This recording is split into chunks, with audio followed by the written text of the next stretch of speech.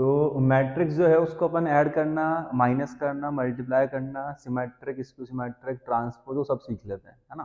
तो सबसे पहले मैट्रिक्स ऐड कैसे होगी और माइनस कैसे होगी वो तो काफ़ी इजी पार्ट है। जैसे मैंने एक मैट्रिक्स लिख रखी है ए, वो दे रखी है आपको 1 2 3 4 5 6। दूसरी मैट्रिक्स दे रखी है बी, वो दे रखी है मैंने 0 1 0 और 2 0 2। अब मैंने आपसे बोला a प्लस बी करो, a माइनस बी करो और ट्वाइस से -3 भी फाइंड करो। ये आपको क्वेश्चन दिया, तो आप फाइंड करो। सॉल्यूशन सबसे पहले क्या लिखोगे आप, a प्लस बी निकालना है। a कितना है 1 2 3 4 5 6, b कितना है 0 1 0 2 0 2। आपको इन मैट्रिक्स को ऐड करना है, तो ऐड करो। 1 में 0 को ऐड करेंगे कितना आएगा 1, 2 में 1 को ऐड करेंगे 3। समझ लो क्या हो रहा है ये 1 यहाँ पे पहला एलिमेंट है, तो यहाँ का पहले एलिमेंट क्या है 0, तो 1 प्लस 0 कितना हो गया 1। यहाँ पे क्या लिखा है A12, first row second column 2 है, ये कितना है 1 है, तो 2 प्लस 1 कितना हो गया 3, 3 प्लस 0 कितना हो गया 3, 4 प्लस 2 कितना हो गया 6, 5 प्लस 0 कितना हो गया 5, 6 प्लस 2 कितना हो गया 8।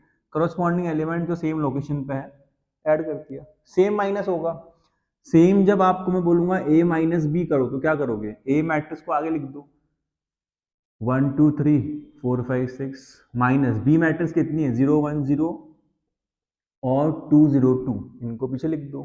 अब माइनस सेम वही क्या होगा 1 minus 0 1, 2 minus 1 1, 3 minus 0 3, 4 minus 2 2, 5 minus 0 5 और 6 माइनस 4 कितना हो जाएगा 6 माइनस 2 कितना हो जाएगा 4। ये माइनस बी हो गया। फिर जो आपको निकालना है 2a माइनस 3b, तो 2 की जगह 2, a का मतलब कितना 1 2 3 4 5 6 माइनस 3, b का मतलब कितना 0 1 0 2 0 2। सॉल्व करो, 2 किससे मल्टीप्लाई होगा सारे एलिमेंट से, है ना। तो 2 1 जा 2 2 जा 4 6 8 10 12, माइनस 3 0 से 3 1 से 0 से 6 0 और 6। इनको जो है 2 माइनस 0 वो होगा 2, 4 माइनस 3 कितना होगा 1 और 6 माइनस 0 कितना होगा 6, 8 माइनस 6 कितना होगा 2, 10 माइनस 0 कितना होगा 10 और 12 माइनस 6 कितना होगा 6। ये आपके 2a माइनस 3 भी आ गया।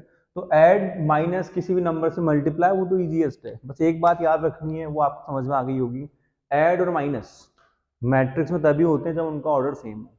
मल्टीप्लाई थोड़ा अलग है, उसको एक बार अपन सीखते हैं, है ना। इसको मैं हटाता हूँ, फिर अपन दो मैट्रिक्स को मल्टीप्लाई करते हैं, तो देखना कैसी होगी वो। जो है यहाँ पे जैसे आपको एक मैट्रिक्स देते हैं ए, एक मैट्रिक्स लिखो आप 2/2 की, एक मैट्रिक्स लिखो आप ए जो 2/2 की मैट्रिक्स है। लिखो, जैसे मैंने लिख दिया, मान लो ए जो है वो मैंने मार्क कर दिया यहाँ पे 1 2 3 4, बी जो है वो मैंने मार्क कर दिया यहाँ पे 6 7 0 1, ये 0 है ना, 6 7 0 1।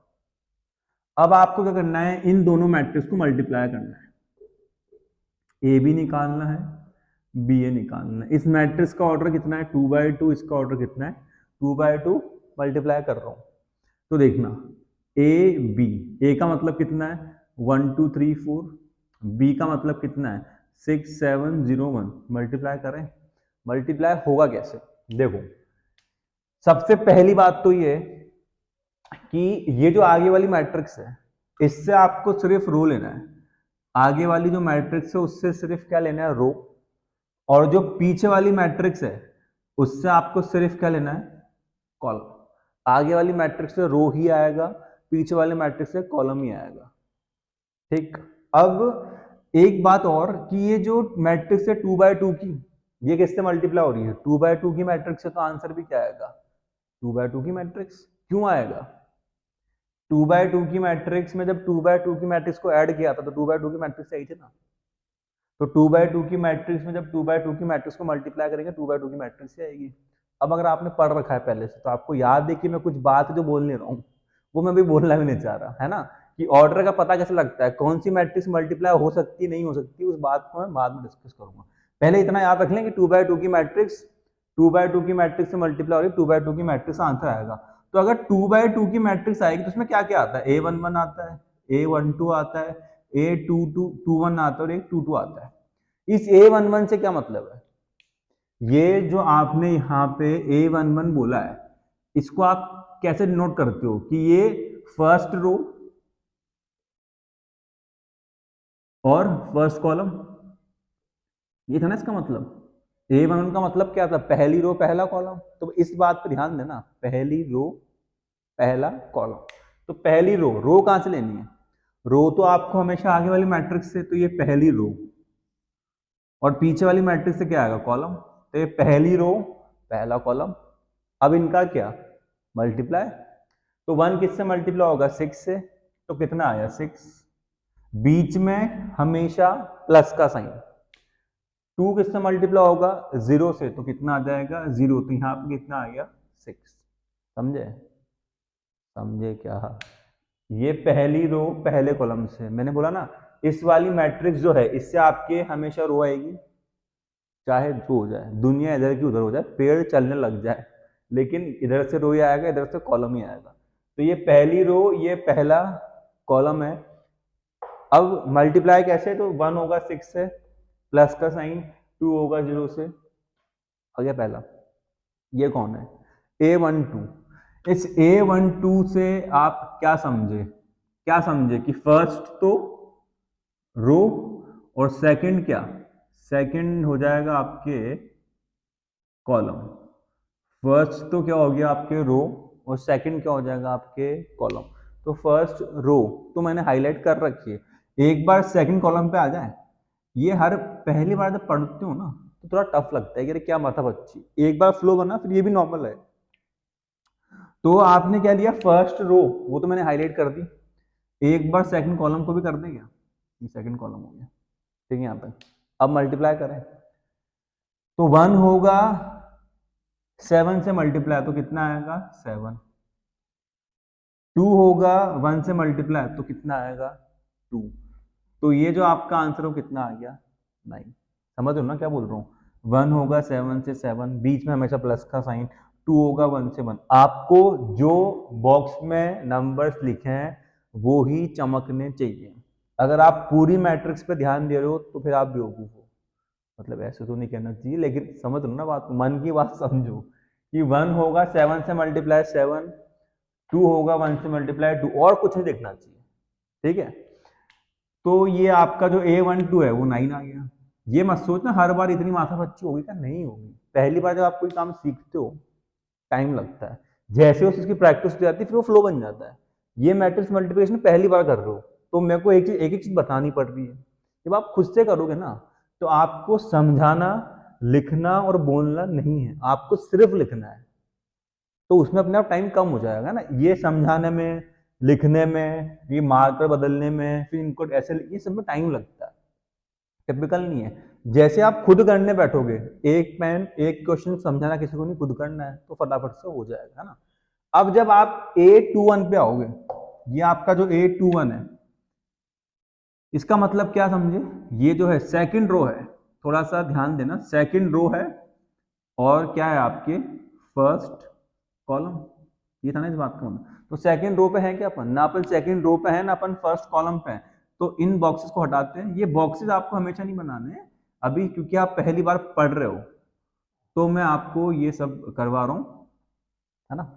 तो सेकंड रो पे आ जाओ, सेकंड रो जो है वो कौन सी है आपकी, सेकंड रो ये है और फर्स्ट कॉलम ये है। अब बस मल्टीप्लाई, 3 होगा 6 से मल्टीप्लाई तो कितना आएगा 18, 4 होगा 0 से तो कितना आएगा 0, क्या आ गया A21, कितना आ गया आपके 18, और लास्ट में A22। तुम बताओ अब क्या होगा, सेकंड रो सेकंड कॉलम, बिल्कुल सही। तो सेकंड रो पे तो मैं पहले से ही हूं, अब आपके क्या हो गया, सेकंड रो तो मैं पहले से ही हूं, सेकंड कॉलम पे हाईलाइट करो, सेकंड कॉलम पर आप इसको हाईलाइट करो, है ना। तो कितना आएगा आपका आंसर, 7 3 जा 21, और जो 4 बन जाए वो कितना हो जाएगा आपके पास 4, तो आंसर कितना आ गया आपके 25, सही बोला। अब रो खत्म तो मल्टीप्लाई खत्म। वैसे तो A22 के बाद यहाँ कुछ लिखा नहीं है, बट एक चीज याद रखना, जो रो 1 है, अब जो मैं बोल रहा हूं उसको तो रिकॉर्ड कर लो अलग से, कि जो रो 1 है वो पड़ोस वाली मैट्रिक्स में जितने भी कॉलम है उन सबसे मल्टीप्लाई होगी। रो 1 कॉलम 1 से मल्टीप्लाई होकर पहला एलिमेंट देगी, रो 1 कॉलम 2 से मल्टीप्लाई होकर दूसरा एलिमेंट देगी, रो 1 कॉलम 3 से मल्टीप्लाई होकर तीसरा एलिमेंट देगी। फिर आप अगली रो पे स्विच कर जाओगे और उस रो को भी सारे कॉलम से मल्टीप्लाई करोगे, फिर आप अगली रो पे स्विच हो जाओगे। अगर अगली रो है ही नहीं तो रो खत्म, मल्टीप्लाई खत्म, रो खत्म, मल्टीप्लाई खत्म, और हर रो हर कॉलम से मल्टीप्लाई होगी इंडिविजुअल। रो 1 कॉलम 1 से भी होगी, रो 1 कॉलम 2 से भी होगी, रो 1 कॉलम 3 से भी होगी अगर वो है तो। और पहली रो पहले कॉलम से मल्टीप्लाई होकर पहला एलिमेंट देती है, वो A11 होता है। ऐसे ये चीज चलती जाती है, बीच में हमेशा जो है प्लस का साइन ही आपको लगाना है। आई बात समझ में? अब एक राज की बात जो मैंने छुपा के रख रखी है वो क्या थी, मैंने स्टार्टिंग में आपसे बोला था कि अगर आपने पढ़ रखा है तो आपको पता है कि मल्टीप्लाई करने के लिए एक अलग बात की जाती है। ऐसे नहीं बोलते कि 2/2 की मैट्रिक्स 2/2 की मैट्रिक्स से मल्टीप्लाई होगी तो 2/2 की मैट्रिक्स आ जाएगी, ऐसे नहीं होता। कैसे होता है कि मैट्रिक्स को मल्टीप्लाई करने के लिए जो है वो आपके जो मैट्रिक्स का ऑर्डर है वो सेम हो जरूरी नहीं है, वो एडिशन सब्ट्रैक्शन में होता है। क्या जरूरी है कि अगर एक मैट्रिक्स है जिसका ऑर्डर आपने m/n बोला तो जो b दूसरी मैट्रिक्स होगी वो n/p की हो सकती है। मतलब क्या खेल है, ये m/n है, ये n/p है, ये जो है ना ये आपके बराबर होनी चाहिए। इसका लास्ट और इसका पहला नंबर मैच करना चाहिए, इसका लास्ट नंबर इसका फर्स्ट नंबर अगर मैच कर गया मल्टीप्लाई हो जाएगा। मतलब पहली मैट्रिक्स में जितने कॉलम उसमें उतनी रो। ये बात सुनने में थोड़ी ऑकवर्ड है, आप कैसे कर लेना, इसका लास्ट नंबर इसके पहले नंबर से मैच कर गया मल्टीप्लाई हो जाएगा। मतलब कभी ये कहना चाह रहा है कि यहाँ पे आप देखो 2/2 की मैट्रिक्स 2/2 की मैट्रिक्स से मल्टीप्लाई क्यों हो जाती है, क्योंकि मैच कर गए। आंसर 2/2 का क्यों आ जाता है, क्योंकि जो दो नंबर काम नहीं आया ना, ये क्या रिप्रेजेंट कर रहे हैं, आपके मल्टीप्लाई होने के बाद आने वाली मैट्रिक्स का ऑर्डर। तो क्या होगा 2/2, यहां पे क्या होगा m/p। यानी अगर एक 3/2 की मैट्रिक्स एक 2/3 की मैट्रिक्स से मल्टीप्लाई हो रही है तो हो सकती है, क्या हो सकती है, क्योंकि मैच कर गए। रिजल्टेंट मैट्रिक्स मतलब मल्टीप्लाई होने के बाद आने वाली मैट्रिक्स का ऑर्डर क्या होगा, ये होगा 3/3। तो आपको मल्टीप्लाई करते वक्त क्या चेक करना है वो मैंने बता दिया है ना, वो राज की बात थी जो मैंने छुपा रखी थी। अब मैं मल्टीप्लाई कुछ और मैट्रिक्स को करता हूं, आपको ये स्टेप्स याद रखनी है। क्या आपको हर बार ये लिखना है, नहीं लिखना है, क्या आपको ऐसी डिजाइन बनानी नहीं बनानी, आपको सिर्फ मल्टीप्लाई करना है, लेकिन फ्लो बन जाए। पहली बार सीख रहे हो तो मैं पूरी कहानी आपको सुना रहा हूँ। अब कुछ मैट्रिक्स और लेते हैं और मल्टीप्लाई करते हैं। मल्टीप्लाई सबसे ज्यादा टाइम टेकिंग है एक बार पढ़ते वक्त, उसके बाद तो फ्लो बन जाएगा। 3.4 बची नहीं है तो बात खत्म हो गई, तो फिर आसान काम ही, पूरा चैप्टर ही मेरे ख्याल से इजी चैप्टर है ना। तो एक क्वेश्चन और लेते हैं। जैसे आपको एक मैट्रिक्स है अपन लिखते हैं, एक मैंने इसमें बी ए नहीं निकाला था, बी ए आप निकालना और मुझे बस इतना बता देना कि क्या ए बी और बी ए मल्टीप्लाई होने पर सेम आ रहे हैं क्या। वो नहीं आएंगे, इस क्वेश्चन में नहीं आएंगे, इन जनरल नहीं आते भी हैं। मतलब ए बी और बी ए आम तौर पे बराबर नहीं होते हैं, A B is not equal to B A, लेकिन ये हमेशा सही नहीं है। मैं कुछ एग्जांपल लिख दूंगा जिसमें सही हो जाएगा, ए बी और बी ए सेम आ गया। इन जनरल ए बी और बी ए बराबर नहीं होते। कई बार तो ऐसा पॉसिबल होता है ए को बी से मल्टीप्लाई कर पा रहे हो बट बी को ऐसे कर ही नहीं पा रहे क्योंकि उनका लास्ट और उसका फर्स्ट नंबर मैच नहीं कर पा, है ना।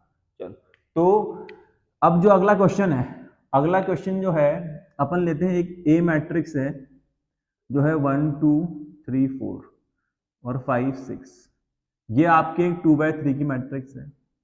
बी एक मैट्रिक्स लिख रहा हूं मैं जो 3 1 और 2 है। ये कितने बाय कितने की मैट्रिक्स है, 3 रो है और एक कॉलम, ठीक।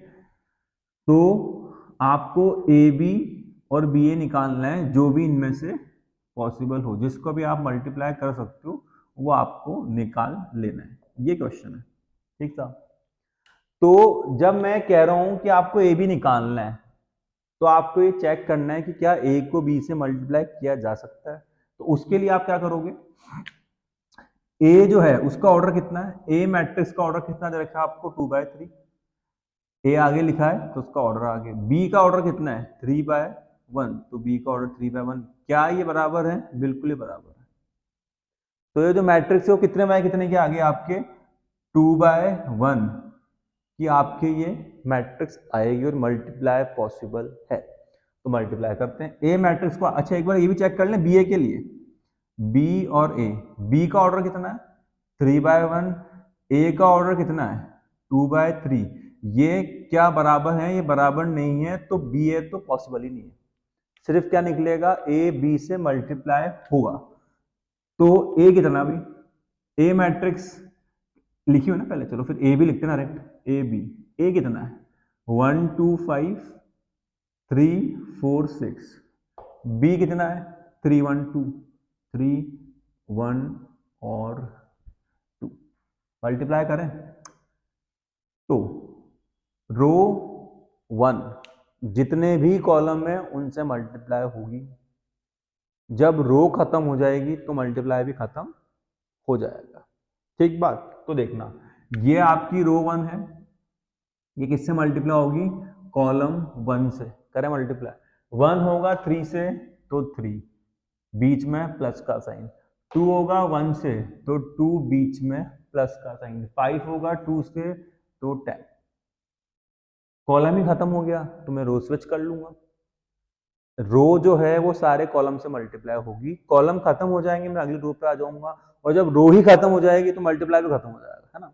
तो अब मैं रो को स्विच कर रहा हूं, तो ये जो है आपकी रो 2, कॉलम तो है ही है यहाँ पे एक, तो रो 2 कॉलम 1, तो क्या बना ये A21 second row first column, तो 3 होगा 3 से मल्टीप्लाई 9, 4 होगा 1 से मल्टीप्लाई 4, 6 होगा 2 से मल्टीप्लाई 12, तो यहाँ ए बी कितना आ गया 3 और 2 5, ये 15, 9 + 4 13 और 12 वो कितना हो जाएगा आपके 25, और बी ए जो है वो तो आपके पॉसिबल है ही नहीं, आई बात समझ में, तो ए बी निकल रहा है बी ए पॉसिबल नहीं निकल रहा है। मल्टीप्लाई ऐसे ही होगा, लेकिन मैं एक दो क्वेश्चन और डिस्कस कर रहा हूँ मल्टीप्लाई के कुछ कॉन्सेप्ट, उसके बाद फिर सिमेट्रिक और ट्रांसपोज पढ़ के अपन इस वीडियो को एंड कर देंगे, ठीक है। तो अब जैसे आपको मल्टीप्लाई का एक क्वेश्चन मैं और डिस्कस करता हूं, जिसमें देखना अगर कोई कंफ्यूज हो तो मैं उसको कर देता हूं एक बार। जैसे आपको यहाँ पे एक मैट्रिक्स दे रखी है, जो ए मैट्रिक्स है वो मान लो 1 2 3 है, और जो बी मैट्रिक्स है वो आपके 1 2 3 है,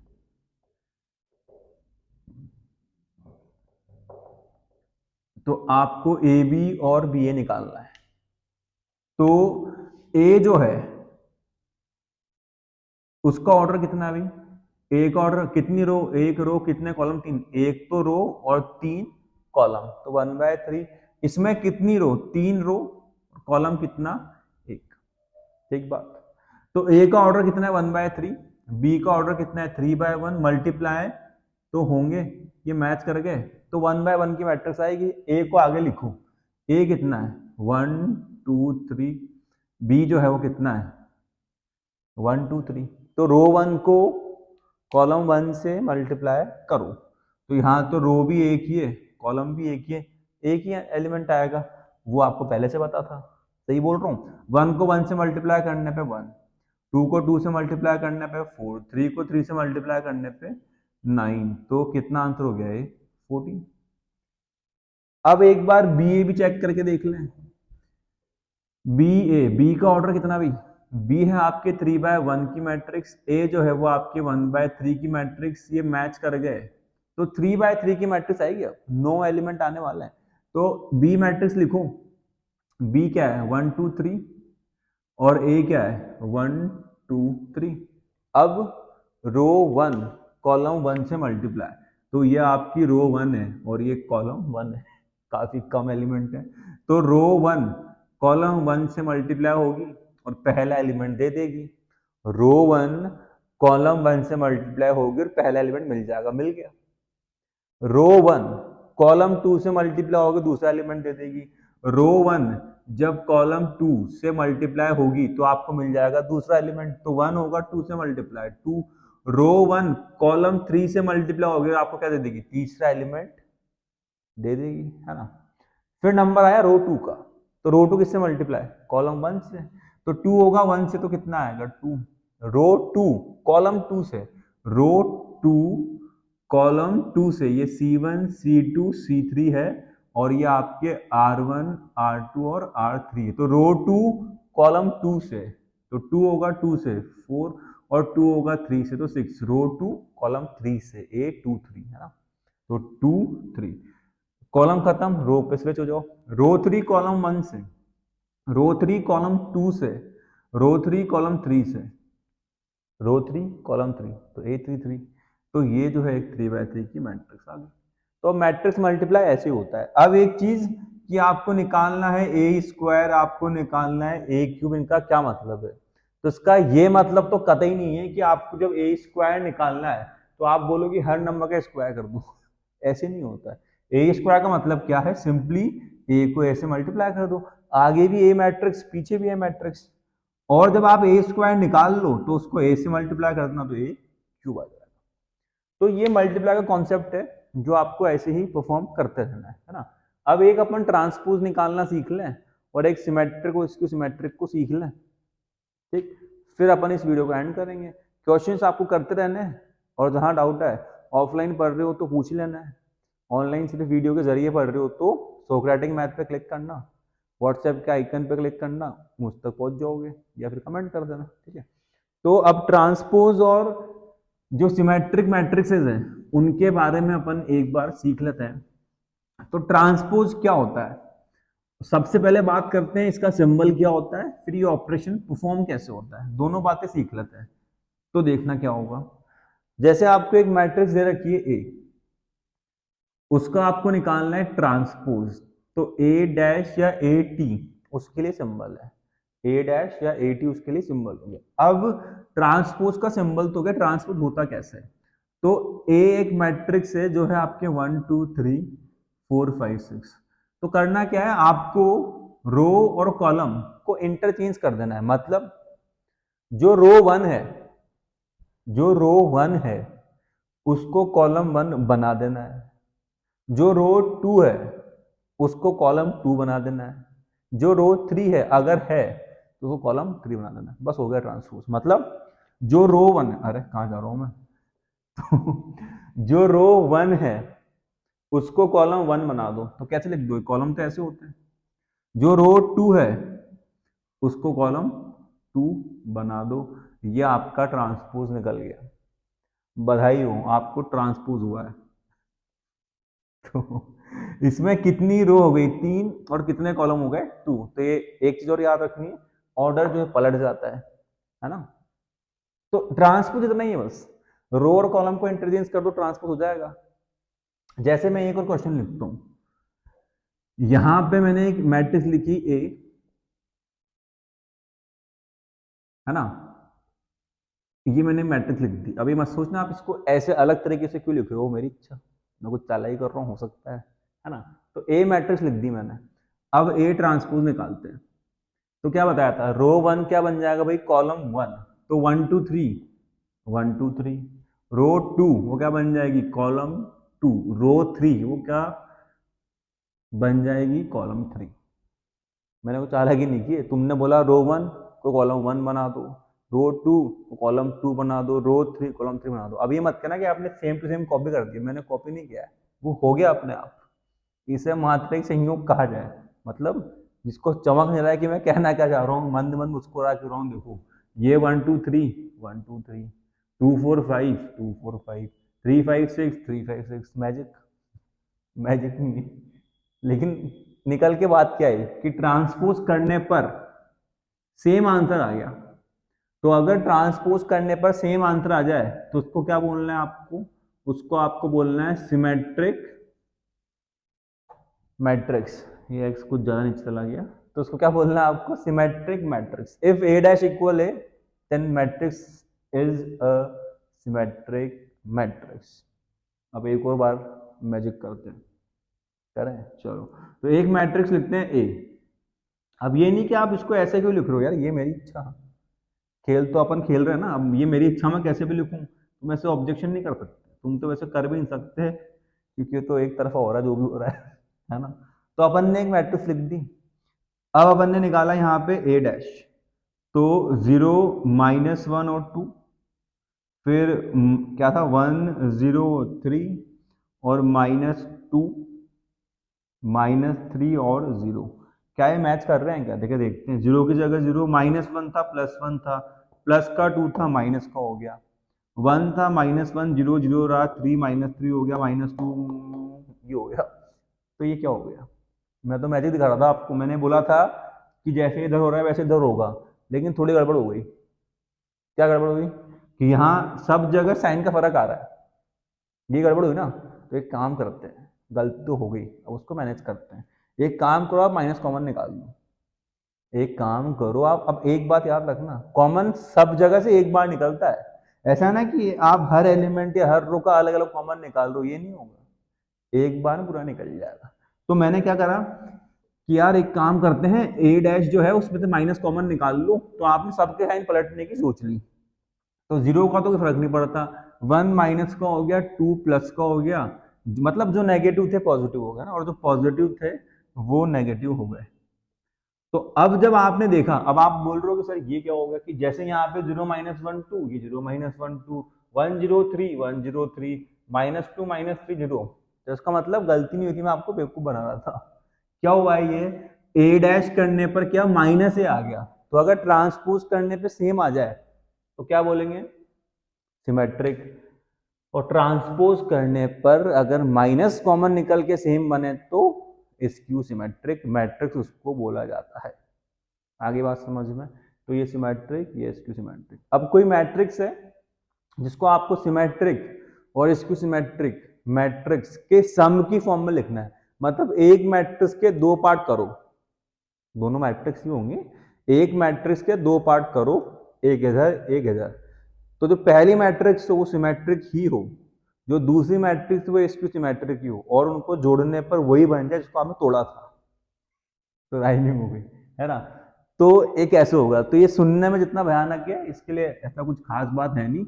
आपको एक फॉर्मूला है, एक रिलेशन है, एक प्रॉपर्टी है, ये तीनों अलग अलग नहीं है, ये एक ही बात है ना। तो वो मैं लिख देता हूं, उसका आपको यूज करना है, और जो है वो आपके आंसर आ जाएंगे। तो फॉर्मूला क्या है, फॉर्मूला जो है वो ये है कि एक मैट्रिक्स को अगर आपको सिमेट्रिक प्लस स्क्यू सिमेट्रिक की फॉर्म में लिखना है, तो आप इस फॉर्मूले का यूज करो, मतलब a प्लस ए डैश जो है वो हमेशा सिमेट्रिक मैट्रिक्स ही देगा, और a माइनस ए डैश जो है वो आपको हमेशा स्क्यू सिमेट्रिक मैट्रिक्स ही देगा। इस फॉर्मूले पर मैं एक क्वेश्चन कर देता हूं ताकि आपको पता लग जाए कि ये फॉर्मूला यूज कैसे होगा, है ना। तो ये फॉर्मूला तो लिख लो एक बार, आप स्क्रीनशॉट ले लो, लिख लो, बुक में भी है ऐसा, है ना। तो कैसे यूज होगा, एक क्वेश्चन लेते हैं, जैसे आपको एक मैट्रिक्स दी मैंने ए, मैं एक रैंडम और छोटी सी मैट्रिक्स लिख देता हूं, इसको आपको रिप्रेजेंट करना है कैसे, sum of symmetric and skew symmetric. Question में लिख नहीं रहा हूं, बस मैंने बोल दिया करना क्या है ना। तो सबसे पहले ए डैश निकालना है, तो क्या हो जाएगा 1 2 3 4। अब क्या निकालना था आपको, a प्लस ए डैश, ए कितना है भाई 1 2 3 4, ए डैश कितना है 1 3 2 4, ठीक है, ऐड कर दो, 1 प्लस 1 2 5 5 8। अब ये नहीं, पहली गलती कि ये सिमेट्रिक होती है, ये आपको पता है, बट इसको प्रूव करना पड़ेगा, ये सिमेट्रिक है कैसे, इसको p मान लो और p डैश निकालो, कितना हो गए 2 5 5 8, रो 1 कॉलम 1 रो 2 कॉलम 2 सेम आ गया, तो p डैश p के बराबर है, इसलिए ये सिमेट्रिक है। अब p minus p dash, p sorry a minus a dash, तो a माइनस a कितना भाई 1 2 3 4, a डैश कितना है 1 3 2 4, माइनस करो 1 माइनस 1 0, 2 माइनस 3 3 माइनस 2 4 माइनस 4, ये आपका Q मान लिया, Q डैश निकालो, कितना आएगा 0 -1 1 और 0, इसमें से माइनस कॉमन निकालो तो कितना होगा 0 -1 +1 और 0, तो जो Q डैश है वो माइनस Q के बराबर होगा, Q डैश जो है वो माइनस Q के बराबर होगा। तो ये क्या हो गया आपके स्क्यू सिमेट्रिक मैट्रिक्स हो गई। अब क्या करना है, अब वो फॉर्मूला यूज करना है, उसमें वैल्यू पुट करनी है आपको। क्या था फॉर्मूला भाई बोलो? हाँ बिल्कुल सही, हाफ ए प्लस ए डैश प्लस हाफ ए माइनस ए डैश। तो हाफ के प्लेस पे हाफ, ए प्लस ए डैश 2558 प्लस हाफ ए माइनस ए डैश, ए माइनस ए डैश कहाँ हो तुम, ये रहा 0 -1 1 0, हाफ को अंदर भेज के ऐड कर लेना या हाफ को कॉमन निकाल के ऐड कर लेना, फिर डिवाइड कर देना 2 से, वहीं पहुंच जाओगे। पहुंचना है, वेरीफाई करना है, खत्म नहीं हुआ अभी। या तो हाफ को अंदर भेज के दोनों को ऐड कर दो, या फिर पहले हाफ कॉमन निकाल के ऐड कर दो, वो मिल जाएगा, वो आपका आंसर हो जाएगा। ये एक क्वेश्चन हुआ है ना। अब कुछ अलग तरीके के क्वेश्चन है, एक दो क्वेश्चन है कुछ अजीब से, उनको मैं डिस्कस कर लूँ। सब ए बी माइनस बी ए वाला एक दो क्वेश्चन ही है, वो मुट्ठी भर क्वेश्चन है, उनको डिस्कस कर लेते हैं, फिर समापन समारोह कर देते हैं इसका, ठीक है। चलो, तो सबसे पहले जो है आपको एक क्वेश्चन है जिसकी मैं बात कर रहा हूँ, मिसलिनियस में भी है और आपके 3.3 में भी, वो 11th नंबर पर मेरे ख्याल से क्वेश्चन है जिसकी मैं बात करना चाह रहा हूँ, है ना, कि आपको ए और बी जो है वो सिमेट्रिक मैट्रिक्स दे रखी है, तो बताओ ए बी माइनस बी ए जो है वो सिमेट्रिक होगी या स्क्यू सिमेट्रिक होगी। मतलब क्या दे रखा है, गिवन है आपको ए डैश जो है वो ए होगा और बी डैश जो है वो बी होगा, ए डैश ए होगा, बी डैश बी है, ये आपको दे रखा है। चेक करना है या प्रूफ करना है कि ए बी माइनस बी ए जो है वो आपके सिमेट्रिक होगी या स्क्यू सिमेट्रिक होगी, ये आपको चेक करके बताना है। तो किसी भी मैट्रिक्स को अगर आपको सिमेट्रिक या स्क्यू सिमेट्रिक चेक करना है तो क्या तरीका है, ट्रांसपोज निकाल लो। तो अब यहां पे मैं कुछ बातें यूज कर रहा हूं, उसको मैं ऊपर लिख दूं, है ना, वो ज्यादा सही रहेगा कि जो आपकी ट्रांसपोज की प्रॉपर्टी क्या होती है कि अगर आपने दो मैट्रिक्स को ऐड या माइनस किया और आप उसका ट्रांसपोज निकाल रहे हो तो ये आंसर होगा। मतलब जो आगे वाली मैट्रिक्स का ट्रांसपोज आगे, जो पीछे वाली मैट्रिक्स का ट्रांसपोज पीछे, ठीक। मल्टीप्लाई में मतलब इसमें तो कुछ नई बात हुई नहीं, मल्टीप्लाई क्या होगा, बी डैश ए डैश, मतलब ए बी लिखा है पलट जाएगा और डैश लग जाएगा। तो यहाँ पे ये शुरुआत में आपके दो मैट्रिक्स है जिनके बीच में माइनस लग रहा है, तो आगे वाली मैट्रिक्स आगे और पीछे वाली मैट्रिक्स पीछे। भैया आप इसको एक इंडिविजुअल मैट्रिक्स मानो, ए को बी से मल्टीप्लाई कर, मैट्रिक्स को मैट्रिक्स से मल्टीप्लाई करने में मैट्रिक्स से आती है। मान लो एक्स मैट्रिक्स आ गई, यहाँ वाई है तो X minus Y, X dash minus Y dash ना। अब आपने देखा कि ये तो मल्टीप्लाई में है, तो मल्टीप्लाई में ऑर्डर पलटते हैं, डैश लगाते हैं, बी ए को ए बी लिखेंगे और डैश लगाएंगे, बी डैश जो है वो बी के बराबर है, ए डैश ए के बराबर है, ए डैश ए के बराबर है, बी डैश बी के बराबर है, गिवन है, ठीक। तो यहाँ पे क्या आ गया आपके पास, ए बी माइनस बी ए जो है वो इसके बराबर है, जो कि माइनस निकालने के बाद कॉमन सेम बन गया। तो माइनस ट्रांसपोज निकालने पे सेम नहीं आया, माइनस आया साथ में, तो ये आपके एक स्क्यू सिमेट्रिक मैट्रिक्स होगी, है ना। अब एक क्वेश्चन आपकी और होता है कि बी डैश ए बी जो है, बी डैश ए बी जो है वो सिमेट्रिक या स्क्यू सिमेट्रिक होगा, वो किस बात पर डिपेंड करता है, ए क्या होगा, अगर ए सिमेट्रिक तो सिमेट्रिक, ए स्क्यू सिमेट्रिक तो ये स्क्यू सिमेट्रिक, है ना, वो डिपेंड करता है ए पे। क्वेश्चन मैंने बोल दिया है, मैं लिख नहीं रहा हूं उसको। तो ये आपके दो मैट्रिक्स, ये पहली ये दूसरी, तो दो मैट्रिक्स अगर मल्टीप्लाई में है, तीन का तो मुझे पता ही नहीं क्या फॉर्मूला है, यही बोल रहा हूँ, आपने दो के पता है अपना को, तो अगर तो एक को, इन दोनों मैट्रिक्स को मैंने एक ही मैट्रिक्स कंसिडर कर लिया, वैसे होना भी यही है, दो मैट्रिक्स मल्टीप्लाई होकर एक ही तो मैट्रिक्स आएगी, है ना। तो दो मैट्रिक्स अगर मल्टीप्लाई में है तो फिर ऑर्डर पलट कर मल्टीप्लाई होता है, सही बोला। फिर ये भी तो मल्टीप्लाई में है, तो ये क्या हो गया, बी डैश, ये कितना हो गया, ए डैश, और ट्रांसपोज का ट्रांसपोज सेम मैट्रिक्स, पहले रो को कॉलम बनाया, अब आप इस कॉलम को रो बना रहे हो, तो ये भी लिख ही दूं, तो बोलोगे सर आपने अधूरा ज्ञान दिया है ना। अब बी डैश जो है वो बी डैश, यहाँ पे ए डैश जो है अगर वो ए है, ए डैश अगर ए है, मतलब मैंने पहला केस कंसिडर कर लिया जिसमें मैं ए को सिमेट्रिक मान रहा हूं, तो देखो सेम आंसर आ गया। मतलब मैंने क्या पुट किया है, मैंने पुट किया है ए डैश को ए। अब सेम जो केस 2 होगा उसमें क्या होगा, बस ए डैश की जगह मैं माइनस ए लिख दूंगा, तो यह माइनस ए आ जाएगा। सेम होगा, पहली स्टेप सेम, दूसरी सेम, बस यहाँ माइनस है तो माइनस बाहर निकल जाएगा। तो ट्रांसपोज करने पे अगर माइनस कॉमन निकल रहा है तो स्क्यू सिमेट्रिक मैट्रिक्स। ठीक, लास्ट जो आपके क्वेश्चन होते हैं पीएमआई वाले, जो मिसलेनियस के आपके फर्स्ट 3 क्वेश्चन है, एक 12th नंबर पे एग्जाम्पल है मिसलेनियस का, 5 क्वेश्चन है। तो कैसे करते हैं वो, सबसे पहले आपको n को 1 लिखना होता है, पीएमआई 11th क्लास का चैप्टर 4। तो पहले आपको n को 1 पुट करना है, जहां जहां पे n है वहां वहां पे आपको 1 पुट कर देना है। एलएचएस में भी, एलएचएल नहीं, 5.1 पे कहां पहुंच गया, एलएचएस और आरएचएस दोनों में पुट करना है और चेक करना है या वेरीफाई कर देना है कि देखो सेम आंसर आ रहा है बोथ साइड, है ना, बोथ साइड। फिर n इक्वल k पुट करना है और एलएचएस और आरएचएस को इक्वल तो कर ही देना है, ये तो वेरीफाई होगा, वो हमेशा ही होगा। ये आप अज्यूम कर लो कि n इक्वल k पुट करने पे जो आंसर आ रहा है वो सेम है और मैंने इसको इक्वेशन 1 डाल दिया है। लास्ट स्टेप होगी n equal k plus 1 put करने की, जो सिर्फ होगी ओनली इन एलएचएस, ये सिर्फ एलएचएस में फॉर्म होगी। इसमें जब आपकी एक टर्म बनती है a की पावर k प्लस 1, उसको आप लिखना a की पावर k इंटू a की पावर 1। a की पावर k का आंसर इक्वेशन 1 में होगा, a की पावर 1 का आंसर आपको क्वेश्चन में गिवन होगा, उनको मल्टीप्लाई करना, जो आपका आंसर आएगा।